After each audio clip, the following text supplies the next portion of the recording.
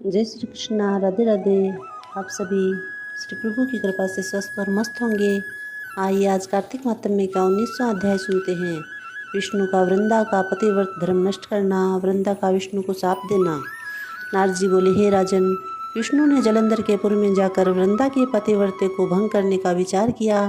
तब वृंदा ने चौपन में अपने स्वामी जलंधर को भैंसे पर चढ़े, तेल लगाए, नंगे शरीर, काले पुष्पों के आभूषण पहने हुए राक्षसों के साथ मोड़ मुड़ाए अंधकार के बीच दक्षिण दिशा को जाते हुए देखा और अपने सहित नगर को भी सागर में डूबा हुआ देख वृंदा की निद्रा उछल गई। इस प्रकार चिंतित हो चौपन को सोचने लगी। उसे निकलता हुआ सूर्य कांतिहीन दिखाई दिया तथा उसने अनेक छेद भी देखे। यह सब अनिष्टकारी लक्षण जानकर वह भय से व्याकुल हो गई और विलाप करने लगी। उसे नगर अटारी में कहीं भी सुख नहीं मिला। फिर वह दो सखियों के साथ बाग में आई। वह डरी हुई जलंधर इधर उधर भ्रमण करते हुए एक बाग से दूसरे बाग में गई, पर कहीं भी सुख शांति नहीं मिली। उस घूमती हुई वृंदा ने सिंह के समान मुख, डाढ़ और नेत्र वाले भयंकर दो राक्षसों को देखा। तब डरकर वह भागने लगी। उसी समय उसने वहां शिष्यों समेत मौन धारण किए हुए एक तपस्वी को देखा। उन राक्षसों के भय से उसने अपने हाथ मुनि के गले में डालकर बोली, मैं आपकी शरण में हूँ, आप इन राक्षसों से मेरी रक्षा करो।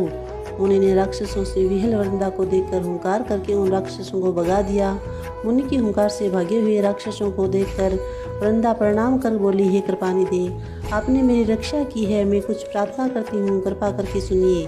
हे महाराज, मेरे स्वामी जलंधर रुद्र के संग युद्ध करने गए हैं, वे वहाँ पर कैसे हैं? मुनि वृंदा के वाक्य सुनकर ऊपर को देखने लगे। इतने में ही दो बंदर आए और मुनि को प्रणाम करके आगे खड़े हो गए। मुनि की भ्रुकुटी का इशारा पाकर वे दोनों बानर आकाश को चले गए। पश्चात थोड़ी देर बाद वे आकर फिर मुनि के सामने खड़े हो गए। जलंधर के सिर और धड़ बांदरों के हाथ में देखकर पति विनाश के दुख से दुखी होकर वृंदा मूर्छित हो गई। तब मुनि ने अपने कमंडल का जल छिड़क कर उसकी मूर्छा को दूर किया और वह अपना सिर पति के मस्तक पर रखकर रोने लगी। वृंदा बोली, प्यारे, आप जो पहले मुझे सुखी और आनंदित करते थे, सो आज मुझ निरापराधिनी से क्यों नहीं बोलते हो? तुमने तो विष्णु समेत सब देवता, गंधर्व तथा त्रिलोकी को जीता था, सो आपको आज उस एक तपस्वी ने कैसे हरा दिया, किसे मार दिया? नारद जी बोले, वृंदा उस समय रोती हुई मुनि से बोली, हे कृपानिधे, आप मेरे पति को जीवित कर दो, आप समर्थ है। नारद जी बोले।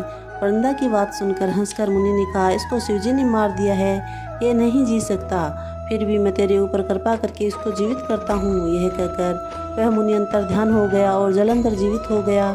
जलंधर ने प्रसन्न हो वृंदा का आलिंगन कर उसका मुख चूमा।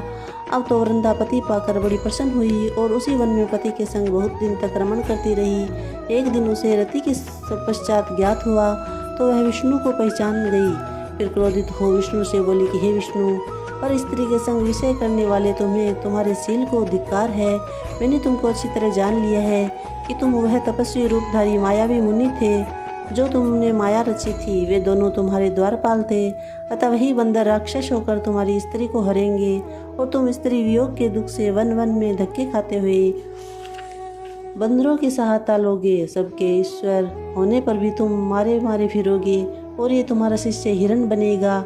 ये कहकर वृंदा विष्णु के समझाने पर भी चिता बनाकर अग्नि में प्रविष्ट हो गई। तब विष्णु वृंदा की याद में उसकी चिता की रज में लेट लगाते हुए वही रहे। मुनियों और सिद्धों ने बहुत समझाया पर चित्त शांत न हुआ। बोले श्री कृष्णचंद्र भगवान की जय। जय श्री कृष्ण। राधे राधे। 19वां अध्याय समाप्त।